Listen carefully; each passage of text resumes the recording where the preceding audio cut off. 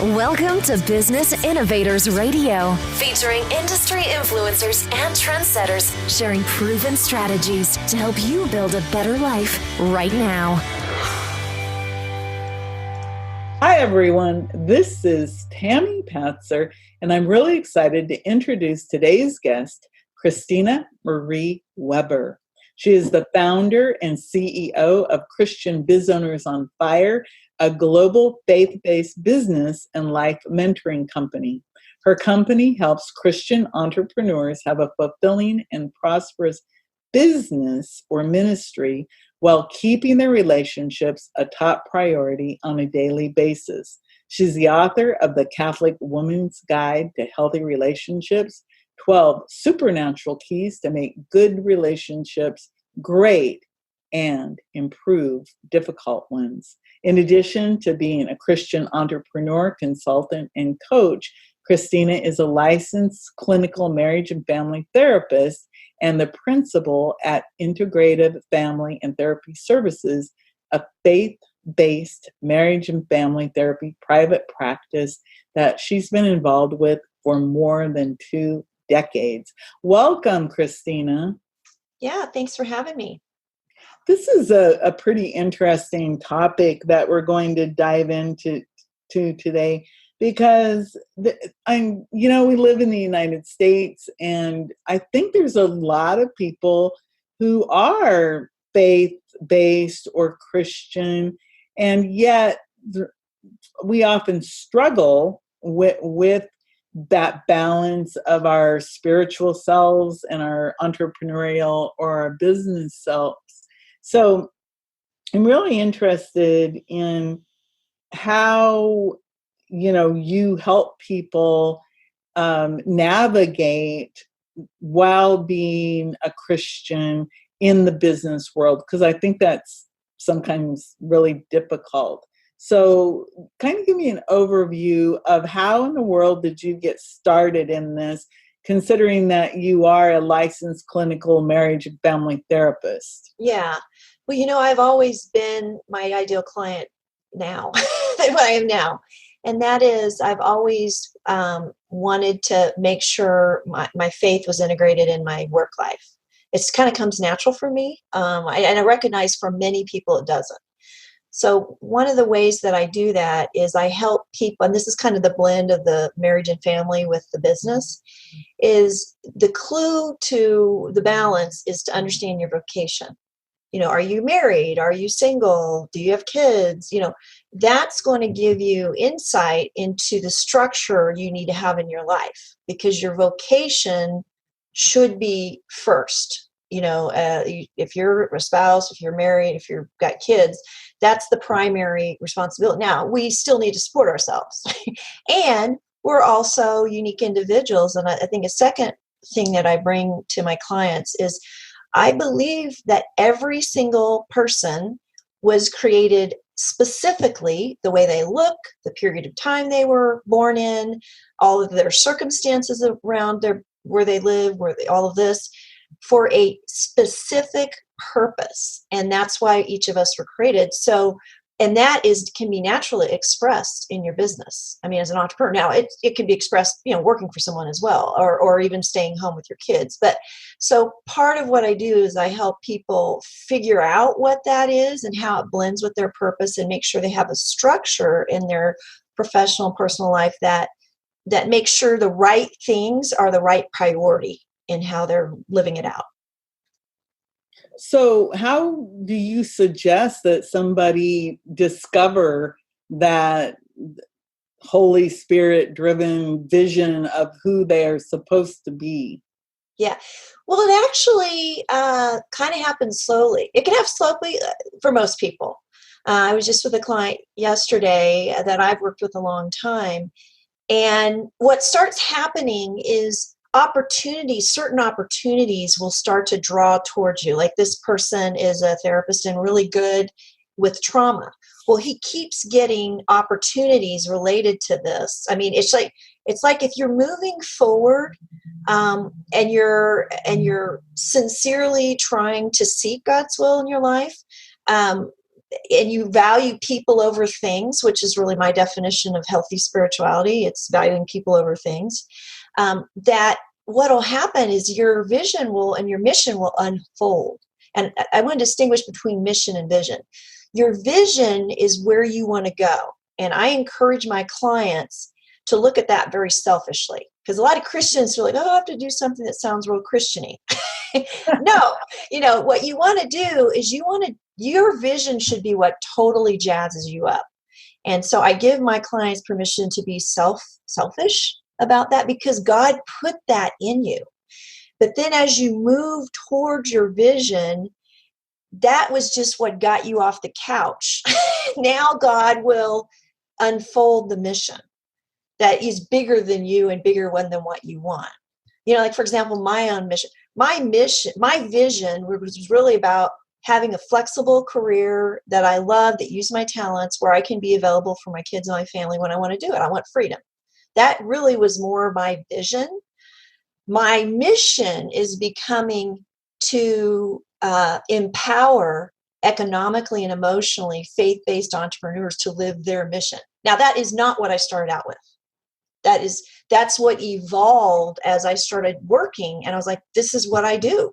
This is what I do, is I empower economically and emotionally faith-based entrepreneurs to know and live their mission. Wow. So one of the things you said that it kind of triggered a question in my mind is this: when people, they have their vision, their mission starts to unfold, and they kind of they get stuck or something, and they start to doubt the path that they're on.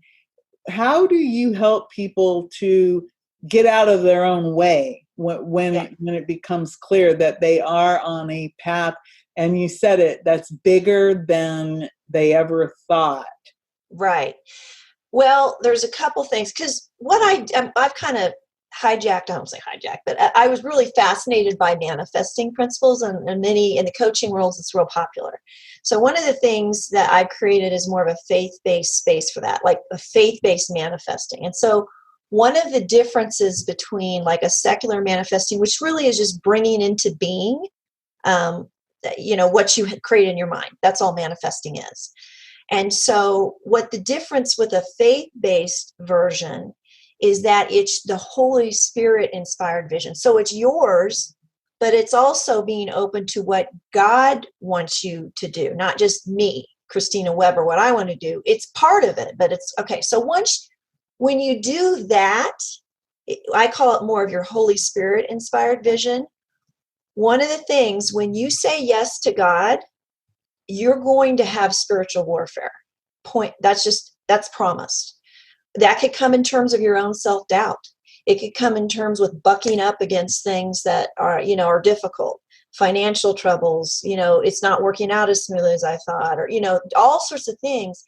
But part of it, in fact, I have a little thing up here of I actually prepare my clients for this process, because I really see it.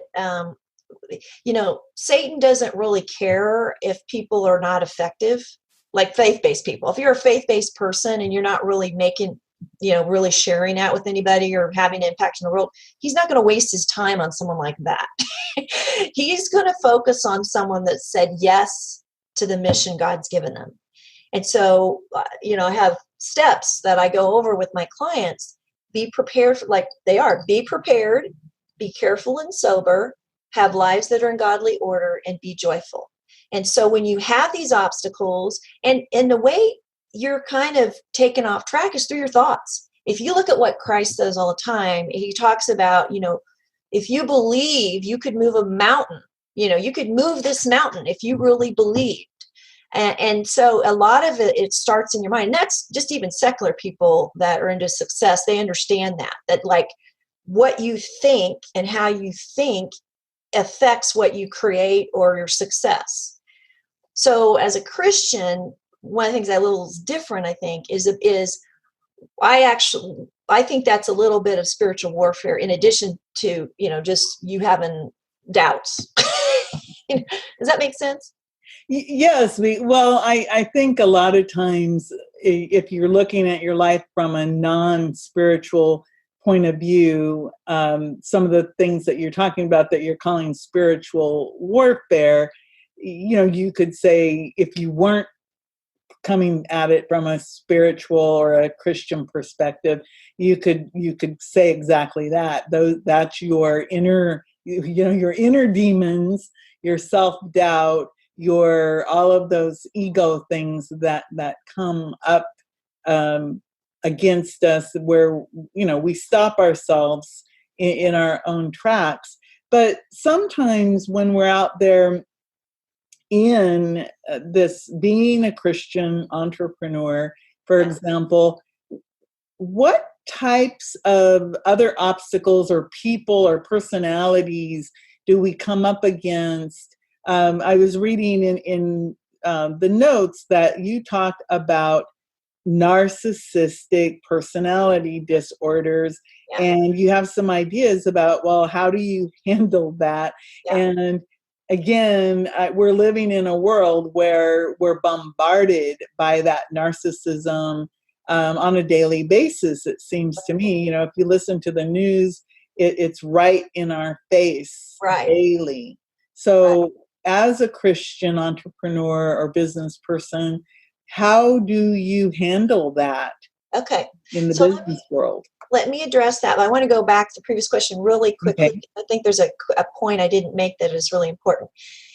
Even people who are secular or whatever, not faith-based, that are pursuing success, like you've commented, it's natural to run up against your own doubts and things like that.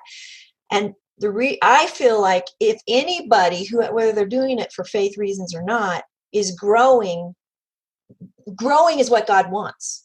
So even if your intention's not because you're a Christian, so you're still going to have those obstacles. And it's a good sign. It's basically, if you're getting those doubts, it means you're pushing the envelope, and that's a good thing. You're not staying in your comfort zone. So I just want to say that. That's actually a really good point, because sometimes what we mistake those doubts as saying we shouldn't be doing something. Right, and it's not. And what you just said was the exact opposite. If you're hitting these roadblocks and walls, you should look at it as, hey, I'm growing, because you're trying to come up with solutions on how to overcome different situations. And growth is painful. It's right. Yeah. So it's a good thing. Yeah. Now, obviously, if you're getting the door slammed right and left, you want to look at your direction and adjust. But the fact that you're having that is good. So, okay. So back to your question. Yeah. Well, this kind of, the more successful the circles are that you're in, I just don't kind of define what I would say is narcissism. There's actually a clinical disorder called narcissistic personality disorder, but there's different levels of narcissism. And it's the opposite of what I defined as healthy spirituality. Healthy spirituality is putting people above things. Narcissism is just opposite. Narcissism is about putting things above people. It's looking at people as objects to use toward an end. And our culture, in a way, kind of breeds narcissists, because we have such abundance, and oftentimes that can kind of take a life of its own, where we lose sight of the valuing people in pursuit of pleasure or fixing problems or marital, so it's kind of anyway, I think our culture kind of breeds it. Doesn't have to, but it does breed it. So basically, what I discovered is, as my faith-based clients, were getting out there in the work world, there's a greater percentage in the successful circles of people with some degree of narcissism. And what was happening is, my clients, I was seeing over and over and over, not only in their business life, but in their personal life, were encountering narcissists. Narcissists don't play by the rules. They don't play fair. And as a Christian, we're trying to do the golden rule, and and so if you're playing one type of game and the other person's playing a completely different kind of a game, there's going to be a problem. And so I actually saw this over and over and over. So what I actually did was create a niched group program within my business to address it, because the phenomena was just happening all over. I mean, I really think about, at least in the circles I'm around, like 1 in 5 people has this issue of narcissism to some degree. And I discovered that it's kind of like people don't understand it, so they don't recognize it. They wouldn't necessarily call it narcissism because it's confusing. It's a lot. Narcissism today is like alcoholism was 30 years ago. It was ruining families. People felt a lot of shame about it. They didn't understand it. Narcissism is very similar. The thing that's where it is destroying families and lives and people.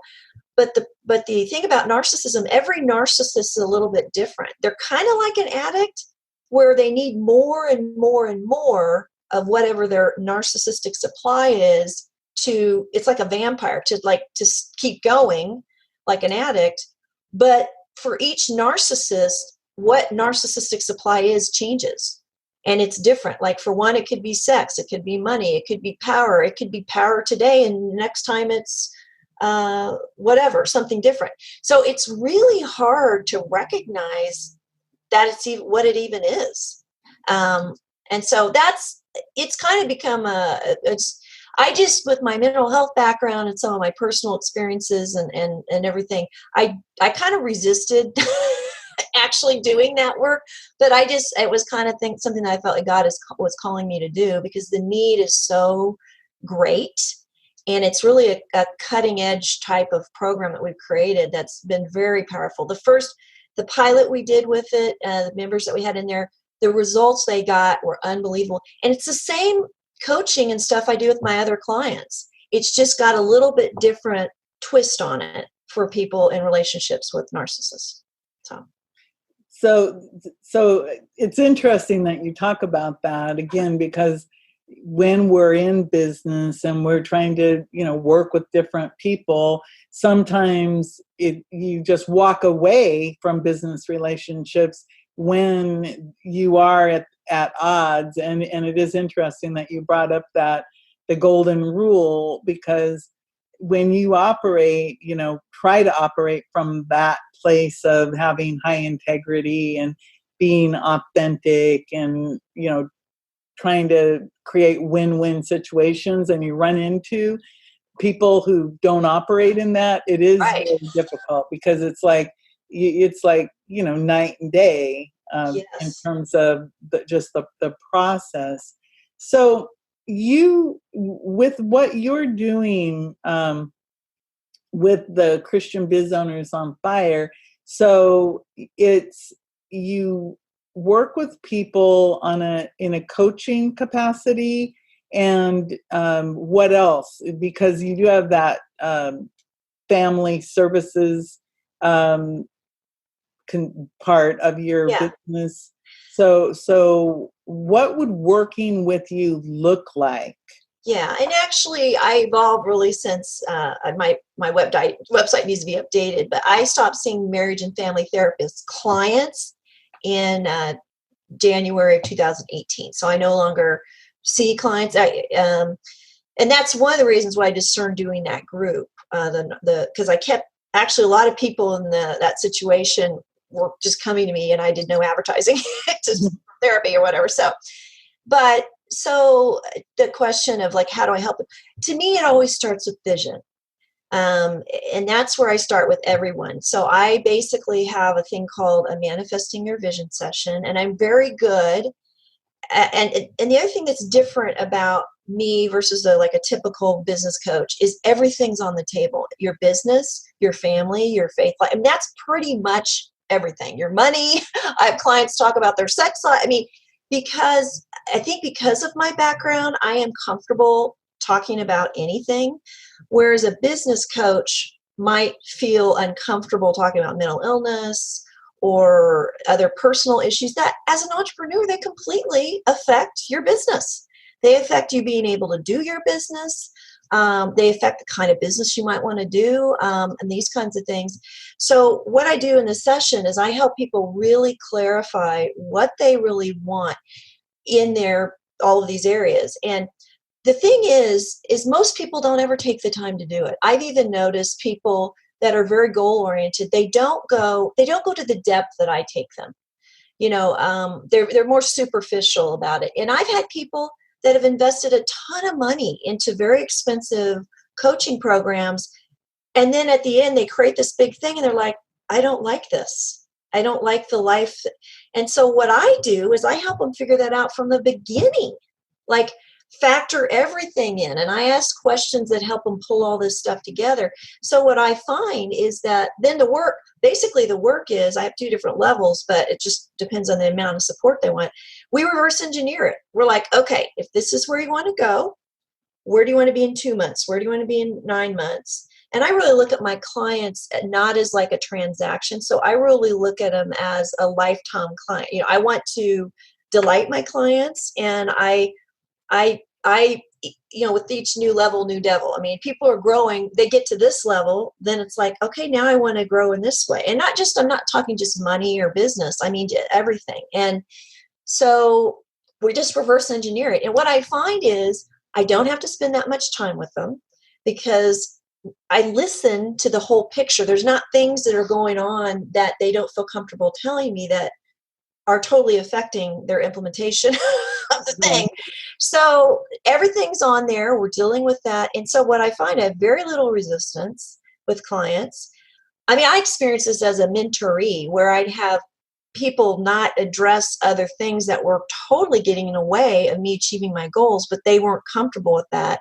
And I kind of wasted a lot of money going in directions that I couldn't support because I had this other stuff going on that was not being addressed. And so what I find, my clients are we're systematically addressing all of the areas so that when they get to quote unquote their vision, they love it.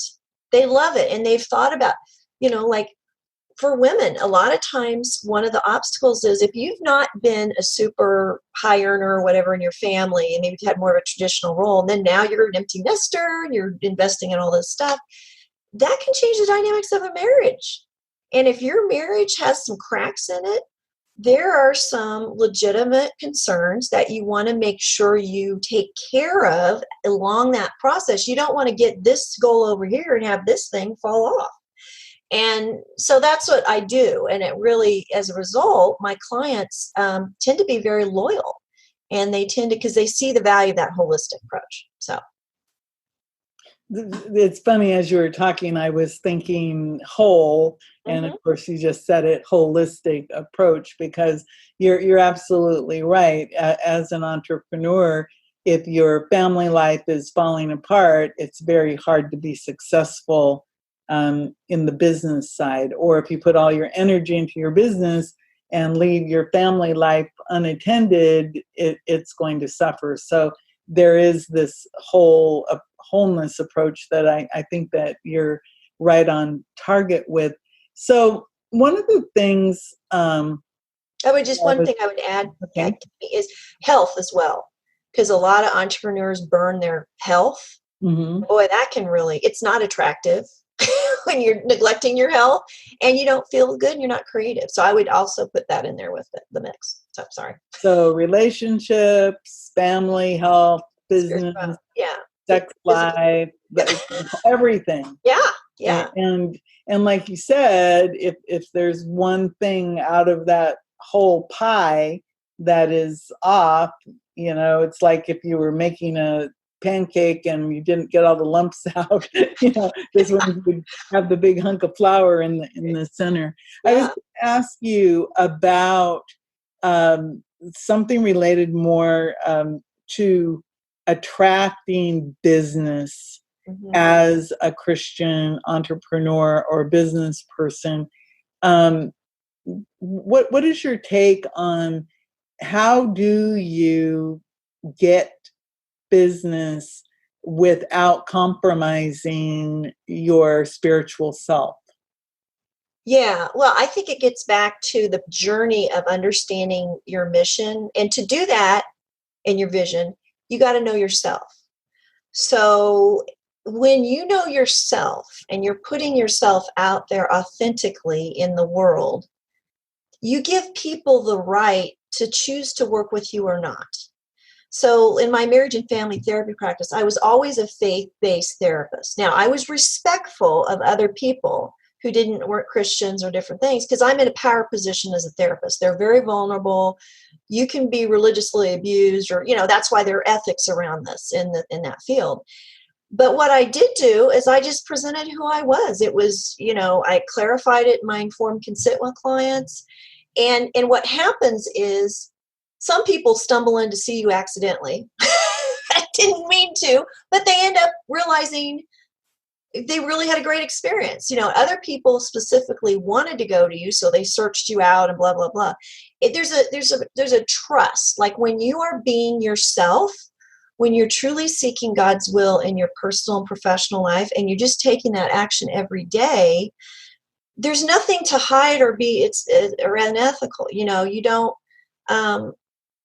like I have some people that are Christians that don't think Catholics are safe. Well, actually, are concerned about me as a Catholic of my idea of salvation. Okay.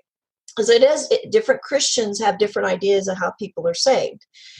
And I had a client that I just said, okay, I am Catholic. This is how we view salvation. And it was different from how he viewed it. And I said, okay, so you can either still choose to work with me. You can, based on that, I said, I really don't think that's even going to come up as far as an issue in our work.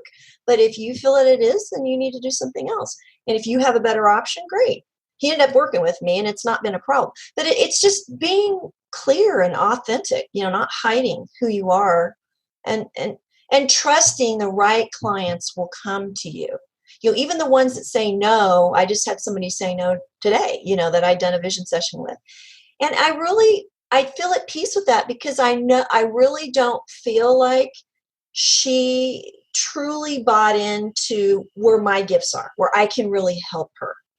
And it would be uncomfortable for both of us. Now, I don't think we're that off, but obviously it was off enough for her not to want to do business with me, which is fine. Because one of the prayers I pray every day, and I want to attract the right kind, just the right amount of ideal clients. And I mean just the right amount, because I don't want too many clients, because then I can't serve them well. And I don't want them all coming tomorrow. I need a trickle in, so I can, and that's how my business has grown, because I wasn't willing to just get a ton of clients that I didn't serve well just to have a bunch of money coming in. I mean, I feel like that undermines your business growth goals.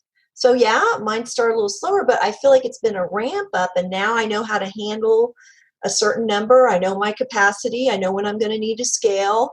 I can responsibly take more clients and give them a good service. And that's one of the ways that I feel like you kind of compromise that. You tone down maybe the greed a little bit to do the right thing for your clients. I think that's really good advice, just as business advice, and to learn about what your capacity is. And again, that's a great prayer, that you want to attract the right people at the right timing so that you can provide the best service. And Right. So that's just good general business advice. And it doesn't matter if you're a Christian or not. But do you think that Christian business people, do you think there's any pushback in the general business world against people who are open about who they are in the spiritual sense? Yeah. First of all, I don't think every Christian business person needs to tell people who they are. I think they need to act who they are. So, like for me, I have a very open business. Christian Biz Owners on Fire. People are clear what I'm doing, and that really works for me. I don't get hung up at all about it.